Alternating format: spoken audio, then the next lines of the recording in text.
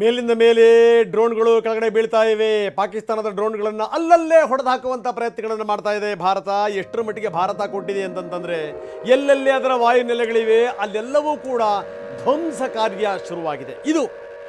ಇದು ಪಾಕಿಸ್ತಾನದ ಸ್ಥಿತಿ. ಪಾಕಿಸ್ತಾನ ಒಳಗೂ ಹೊಡೆಸ್ಕೋಬೇಕು, ಹೊರಗೂ ಹೊಡೆಸ್ಕೋಬೇಕು ಅಂತ ಒಂದು ಸ್ಥಿತಿ ಪಠಾಣ್ಕೋಟ್ನಲ್ಲಿ ಪಾಕಿಸ್ತಾನದ ಡ್ರೋನ್ ಉಡೀಸಾಗಿದೆ. ಯಾಕೆಂದರೆ ಪಾಕಿಸ್ತಾನ ಯಾವ್ಯಾವ ರೀತಿಯ ಸುಳ್ಳುಗಳನ್ನು ಹೇಳ್ತಾ ಇತ್ತು ಅದನ್ನು ಆಗಲೇ ಪತ್ರಿಕಾಗೋಷ್ಠಿಯಲ್ಲಿ ವಿದೇಶಾಂಗ ಕಾರ್ಯದರ್ಶಿ ವಿಕ್ರಮ್ ಮಿಸ್ರಿ ಹೇಳಿದರು, ವ್ಯೋಮಿಕಾ ಸಿಂಗ್ ಹೇಳ್ತಾ ಇದ್ರು, ಕರ್ನಲ್ ಸೋಫಿಯಾ ಖುರೇಷಿ ಅದನ್ನು ಎಕ್ಸ್ಪ್ಲೇನ್ ಮಾಡ್ತಾ ಇದ್ರು. ಎಲ್ಲವೂ ಕೂಡ ಸುಳ್ಳಿನ ಕಂತೆ, ಸುಳ್ಳಿನ ಸಂತೆ, ಸಾಲು ಸಾಲು ಸುಳ್ಳುಗಳನ್ನು ಪೋಣಿಸ್ತಾ ಇದೆ ಪಾಕಿಸ್ತಾನ.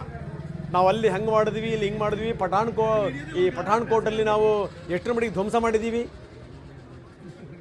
ಈ ಎಲ್ಲ ವಿವರಗಳನ್ನು ಹೇಳಿರುವಂಥದ್ದು. ಭಾರತದ ವಾಯುಪಡೆಯಲ್ಲಿ ಭಾರತದ ಈ ವಾಯುಸೇನೆಯ ಯುದ್ಧ ವಿಮಾನಗಳನ್ನು ಹೊಡೆದಿದ್ದೀವಿ, ಏರ್ ಬೇಸನ್ನು ಗುರಿಯಾಗಿಸ್ಕೊಂಡು ದಾಳಿ ಮಾಡಿದ್ದೀವಿ, ಎಲ್ಲವೂ ಕೂಡ ಶುದ್ಧ ಸುಳ್ಳು.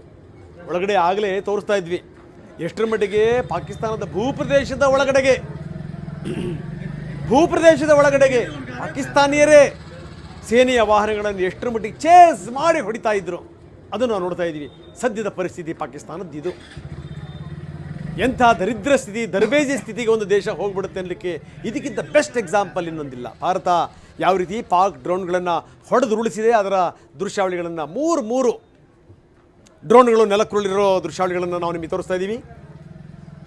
ಎಕ್ಸ್ಕ್ಲೂಸಿವ್ ವಿವರಗಳನ್ನು ಕೊಡ್ತಾ ಇದ್ದೀವಿ, ಎಕ್ಸ್ಕ್ಲೂಸಿವ್ ದೃಶ್ಯಾವಳಿಗಳನ್ನು ನಾವು ನಿಮಗೆ ತೋರಿಸ್ತಾ ಇದ್ದೀವಿ. ಇದು ಪಾಕಿಸ್ತಾನದ ಸ್ಥಿತಿ. ನನಗನ್ನಿಸ್ತಾ ಇದೆ ಭಾರತ ಈ ಬಾರಿ ಪಾಕಿಸ್ತಾನಕ್ಕೆ ತಕ್ಕ ಪಾಠ ಕಲಿಸಬೇಕು ಅಂತ ಎಲ್ಲ ಸಿದ್ಧತೆಗಳನ್ನು ಮಾಡಿಕೊಂಡಿದೆ. ಮುಟ್ಟಿ ನೋಡಿಕೊಳ್ಳುವ ರೀತಿಯಲ್ಲಿ ಪಾಕಿಸ್ತಾನಕ್ಕೆ ಭಾರತ ಕೊಡುವಂಥದ್ದು ಶತಸಿದ್ಧ, ನಿಶ್ಚಿತ.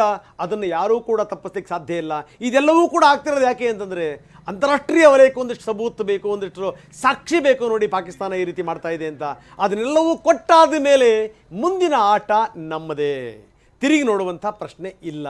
ಜೊತೆಗೇನು ಅಂದರೆ ಪಾಕಿಸ್ತಾನದ ನಕ್ಷೆಯೇ ಬದಲಾದರೂ ಕೂಡ ಅಚ್ಚರಿ ಇಲ್ಲ.